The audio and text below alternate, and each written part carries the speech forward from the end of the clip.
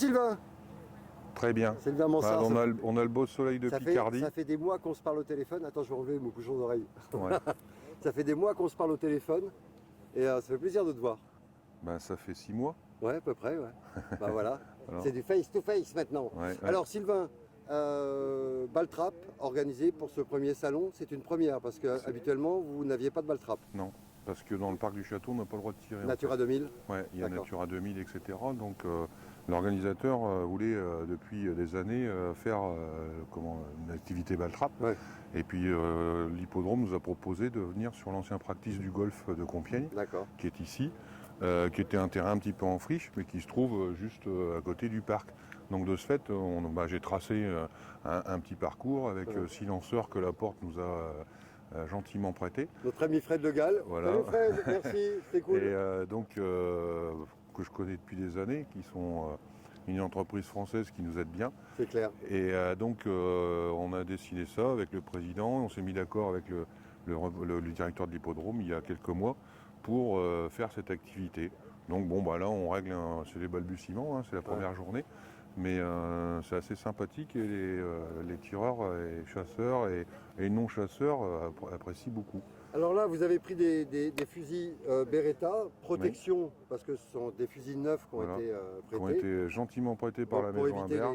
les shoots, hein, c'est pas des fusils d'occasion, je vous rassure. Non. Hein, c'est simplement pour éviter les pets. Parce que là, avec le Covid, on est obligé de désinfecter après chaque tir. Ouais. C'est pour ça qu'on a une Pour table pas abîmer le bois. pour pas abîmer les bois, parce que là, le gel hydroalcoolique brûle les bois. Donc on a mis du plastique pour pouvoir le désinfecter après chaque tir. Alors Sylvain, je sais que tu es chasseur. Oui. Mais c'est surtout le Baltrap, ta passion. Oui, ça fait 26 ans, 27 ans que je tire. Ouais. Alors comment 27 ans, est venue cette passion, mon Sylvain? En fait, c'est en me rendant sur un stand pour acheter des cartouches de chasse. Ouais. Donc j'ai découvert la discipline de parcours de chasse. Parcours de chasse, oui. Parce que moi, la fosse, j'adhérais pas beaucoup. Je trouvais que c'était pas vraiment une discipline qui favorisait le tir de la chasse. Et ce que je voulais, c'était apprendre à tirer pour bien tirer à la chasse. Ouais. Et c'est ce que j'ai découvert le parcours. Ça m'a tout de suite plu. Je faisais 2 ou 3 séances avec 2-3 copains par an. Un parcours de chasse, on verra ça dans une émission parce que c'est vrai qu'on incite nos amis chasseurs en intersaison à aller dans les sociétés de Baltrap ou les associations de Baltrap pour pratiquer, pour essayer d'avoir un meilleur tir. Ou si vous changez d'arme, c'est-à-dire passer du 12 au 20, pourquoi pas. Par exemple, oui. Si vous voulez passer du 12 au 20, ça ne se fait pas comme ça par un claquement de doigts. Il faut pouvoir tirer et puis, comme on dit, envoyer de la cartouche. Vas-y, je te laisse finir. Donc, je me suis rendu dans les différents stands, j'en ai découvert d'autres. Et puis un été, je ne pouvais pas partir en vacances. Et donc tous les 2 jours, j'allais m'entraîner. Et puis le patron du stand, qui s'appelle Monsieur Gaffet, m'a dit « Sylvain, tu tires pas mal, tu devrais quand même faire de la compétition, etc. » Et j'ai fait un concours au mois de septembre, juste avant l'ouverture. Et il y avait une catégorie chasseur dans laquelle je me suis inscrit et j'avais fait 2e au scratch, donc toutes catégories confondues. Et donc l'année d'après, effectivement, j'ai pris une licence. Donc j'étais 4e série, donc le plus bas, la plus basse catégorie. Et puis 2 ans après, je rentrais Club France. Et j'ai jamais quitté le Club France depuis. Soit au compact. Ouais. Donc au compact, c'est une nouvelle discipline. Ouais. Dans le Baltrap, le compact sporting fait partie des disciplines entre guillemets un peu chasse et bien évidemment le parcours de chasse. Alors comment tu as placé pour les gens qui viennent, comment tu as placé tes... Quand on trace par exemple sur un site comme celui-ci, on doit tenir compte de l'environnement évidemment, essayer d'exploiter l'environnement au maximum. La sécurité bien avant tout, puisqu'on a quand même un chemin là-bas, on a des habitations. Donc là on a 6 lanceurs en fait. Donc on a une machine A, donc qui va être un traversard qui part derrière la palissade, qui fait une petite parabole. Ensuite on a 2 rentrants, c'est pour faire un peu un style de tir en battu, etc. Avec une 3e machine de réserve, puisque la porte a été assez sympa de nous en mettre une de plus. Donc pour faire monter en fait 3 plateaux en même temps, si on avait l'occasion de tirer à 2. Mais il y en a surtout un qui est beaucoup plus difficile, puisque là aujourd'hui on a affaire à une population qui n'est pas forcément hyper... on a tous les niveaux. Tu as eu des enfants, tu as eu des débutants, tu as eu de tout. Donc on s'est réservé un plateau extrême qui en fait se tire à plus de 70 mètres. Alors, il ne se casse pas à tous les coups, ouais. mais il se casse de temps en temps. Ça permet de voir la portée du fusil. Donc on en est à 1, 2, 3, 4. 4. Ensuite, vous avez le dé qui est une parabole qui est l'inverse du A, donc une parabole droite-gauche qui nous permet de tirer donc un droite-gauche, traversard, et puis ensuite un fuyant, le célèbre fuyant, la base du tir. C'est une caille ou elle est basse Non, c'est plutôt une perdrix qui a pris un peu le vent et qui s'éclate. Bon. Alors moi tu m'as fait un super cadeau parce que je suis gaucher, donc il n'y a que des armes de droitier, donc c'est nickel. Donc aujourd'hui j'ai décidé de tout mettre à côté. Voilà, comme ça au moins ça c'est fait. Bon Sylvain, on essaye? Eh ben c'est parti. Allez, vas-y. Donc je te souhaite bonne chance. Hein? Je te souhaite bonne chance. Bah, de toute façon, on va essayer.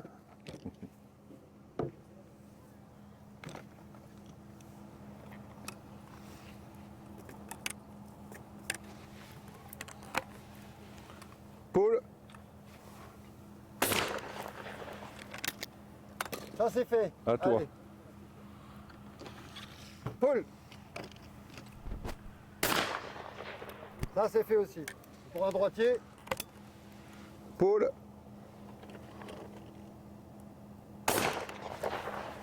Alors, là il y a une technique. Tu l'as pris plein choc ou tu l'as pris en dessous? Alors en fait, c'est toute la contradiction avec le tir que l'on va avoir au cul levé. C'est-à-dire que là, on est à l'inverse. Là, tu as attendu. Donc au lieu, voilà, en fait, on analyse pour trouver le bon moment et le bon timing avec la vitesse et la trajectoire du plateau, de manière à le laisser bien monter, bien rentrer. Et comme ça nous permet de voir le point le plus vulnérable et de tirer à ce moment-là, là où il commence vraiment à planer. Donc en fait, on peut considérer que ce n'est pas un tir de chasse. Il n'est pas dans la descente. Voilà, il arrive quasiment dans un point mort, avant de sa chute. Bon, ça, c'est pas gagné. Il monte et après, il va arriver à son point culminant et il va descendre. Alors, en fait, l'intérêt d'une trajectoire comme ça, c'est que c'est dans la maîtrise. C'est-à-dire que souvent, les tirs de chasse, au cul levé, là, on tire un peu ce qu'on dit d'instinct. Par contre, là, on doit être... Faire, là. Voilà. Là, on doit être, par contre, dans l'attente du bon moment. Et c'est tout l'art de la chasse et tout l'art du tir. Parce qu'en fait, c'est avoir le savoir tenir la pression, de ne pas envoyer tout de suite et d'attendre gentiment que ça monte et de maîtriser son tir. Alors, c'est pas forcément un tir qu'on va rencontrer à la chasse, mais par contre, dans l'acte de la maîtrise et de l'attente du tir pour aller vers la cible, c'est là tout l'art de ce rentrant. Allez, j'essaye et puis tu me donneras les conseils après. Oui.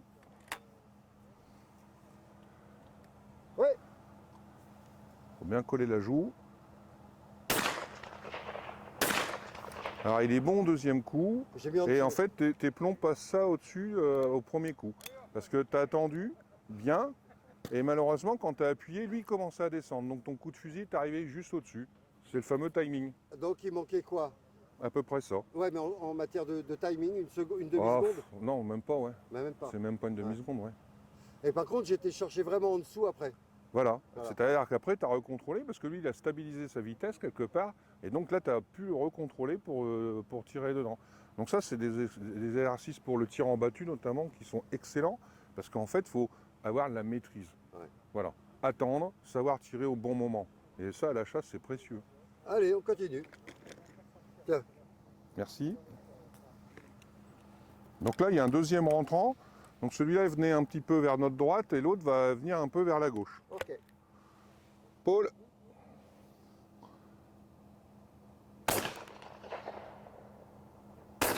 Ah bah, faut que je le rate.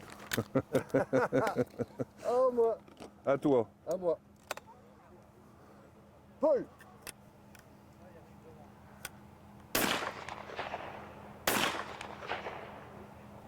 On est tous les deux derrière. C'est-à-dire que lui, bah oui, parce qu'en fait, il nous fait voir son angle comme ça, et on le prend bien, et au moment où on appuie, lui, il est encore en train de descendre. En fait, il faudrait tirer un petit peu en dessous et à gauche du plateau pour l'avoir. On peut le refaire si tu veux. Non, non, on enchaîne. Alors là, on va tirer un traversard droite-gauche. D'accord. Paul.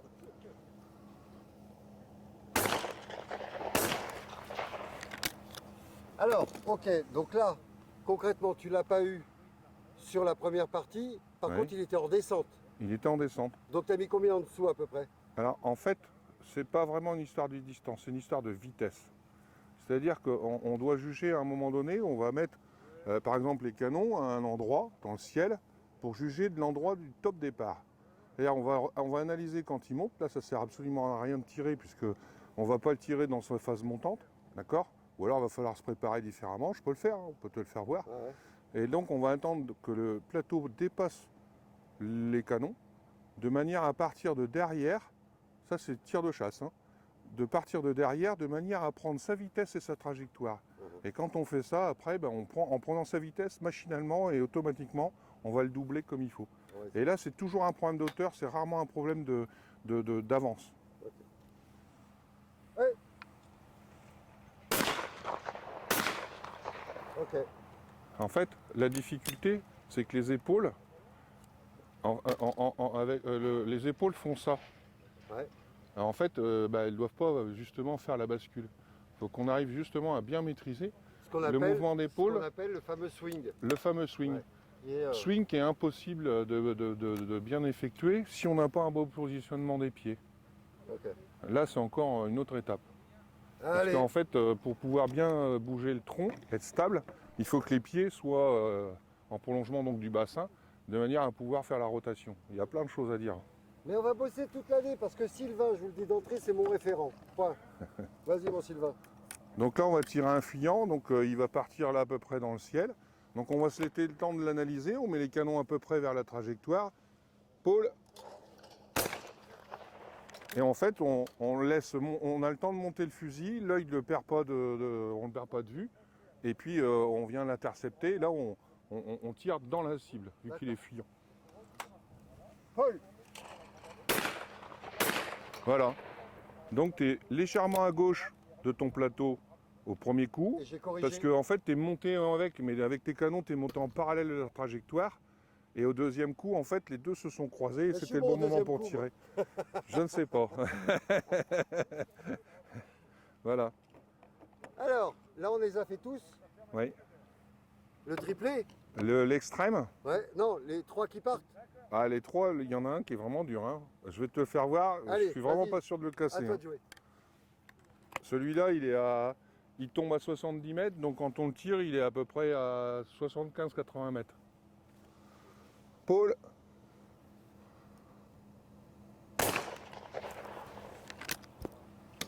Point mort. Ça me tente. Tu colles bien ta joue. Tu montes bien avec, parce qu'il va monter en biais comme ça. Et en fait, tu dois avoir pratiquement la sensation de le louper à droite et au-dessus. Quand tu... Voilà, colle bien ta joue. Là, pour le coup, tu étais vraiment trop au-dessus. Là, tes plombs, ils passent au moins ça au-dessus du plateau. Bon, on finit avec un chacun. Tu envoies les deux là-bas. On fait ça? Bah, si tu veux, ouais. Alors, tu prends le droit ou le gauche? Je m'en fous. Le droit, il part comment? Bah, tu les as tirés, hein. Il y en a un qui part ici, l'autre à gauche. Ouais. C'est celui de gauche qu'on a loupé, alors je vais le prendre. Ouais. T'es prêt? Quand tu veux, c'est toi qui fais poule. Go!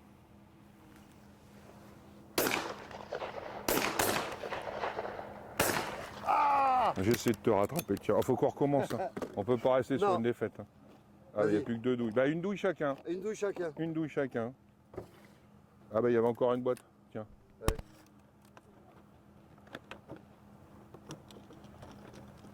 Non mais oh! Allez, je te laisse faire. Ouais!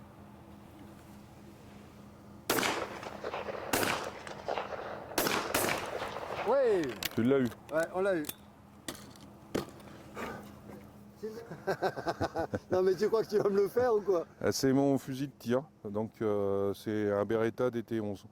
Ah ouais, déjà... C'est un Black Edition. Bascule basse? Ouais. Et il a une borne en carbone qui permet de tirer avec un canon de 81 avec un équilibre qui ressemble à un canon 76. Regardez. Je peux vous assurer que ça fait son poids, mais je bouge pas le doigt. Ça veut dire donc effectivement une bascule un peu basse, mais surtout un équilibre des canons. Alors, ce qu'il faut savoir qu'au Baltrap, on peut se faire plaisir. Ah bah ça va mieux là, j'entends mieux. On peut se faire plaisir pour quelques centaines, milliers d'euros d'avoir un premier fusil Miroku, etc. Enfin des fusils qui sont adaptés au Baltrap parce qu'il faut que ce soit des fusils qu'on appelle sportifs, parce qu'on envoie quand même quelques cartouches, c'est des canons qui sont adaptés. Et par contre, au niveau du Baltrap, on va arriver sur des fusils à des prix...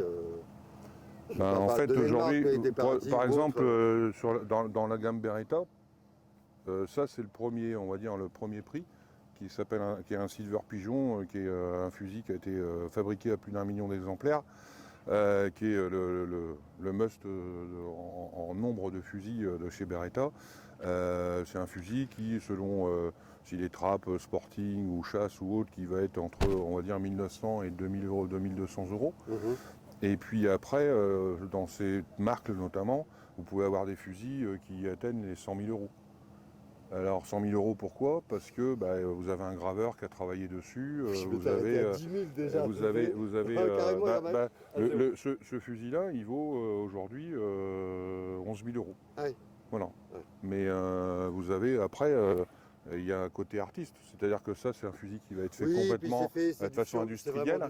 Et après, vous avez des artisans qui vont travailler et là, En plus, vous verrez que quand on fera cette émission, les licences sont vraiment pas onéreuses, ça ne coûte pas vraiment cher aujourd'hui, le Baltrap. Aujourd'hui, une licence de Baltrap coûte entre, on va dire, 60, après l'adhésion au club, voilà, peut varier, mais l'adhésion fédérale, la licence fédérale coûte à peu près 60 euros à l'année. En tout cas, vous en avez pour moins de 100 euros, ça c'est certain, pour l'année. Voilà. Et puis après, il faut acheter les plateaux et les prendre cartouches. des cours, c'est important. Prendre des cours, c'est important. Prendre des cours, c'est important. On ne peut pas être autodidacte. En musique, on peut y arriver. Au Baltrap, c'est un peu difficile. Sylvain, on se revoit dans une prochaine émission. Ok, ça marche. Hein, ça roule? Ciao, man. Ah bah oui, c'est toujours. Merci. Ciao. Allez.